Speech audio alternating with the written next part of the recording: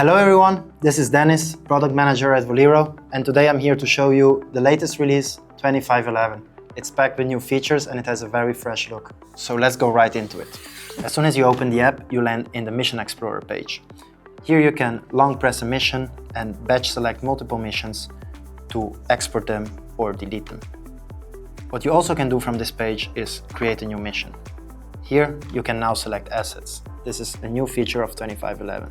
Let's for now call this asset boardroom. And let's call this mission 2511 is the best, because it is. Here you can select a template. Let's do a tank today.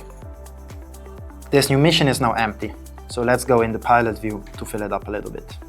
As you can see, here we have this new pop-up. It's the pre-flight configuration. This used to be as soon as you open the app. Now we only show this when you want to take off. Let's do visual positioning and enable the flammable gas sensor today. With the flammable gas sensor, on the bottom left, you have this new widget that shows you the LEL percentage of flammable gases. On the top left, you have, just like before, your mission planning widget, with a small change of this small anchor that you see there. This hints to the biggest feature of this release, repeatability. More on that later. So let's put some measurements in this mission.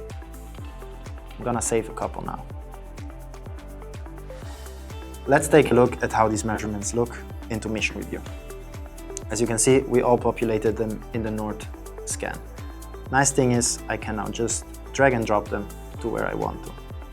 So let's say, I know this one was on my west scan line, I move it there. Another cool feature is that I can expand the measurement and get more information about it next to the mission plan. Here you can see the pictures, the thickness, the time at which it was taken, altitude, pitch, and all the information you might want to see. Let's say we like this mission now, so I'm gonna lock and export it as we always used to do. No, let's not include a video for this one and just export it. There you go.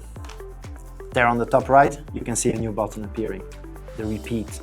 That's repeatability. That's the biggest feature of 2511. It's very big, it's very cool. You probably heard of it already. If I press that repeat button, I initiate the repeatability workflow. Here, you first define the name of your repeating mission. Let's say 2511 is the best ever. When you repeat, you will see that your mission is empty again. That, of course, is because you need to fill your mission a second time. So let's go into the pilot view and work on that. When you repeat a mission, on the bottom left, you have the FPV snapshots of your original mission.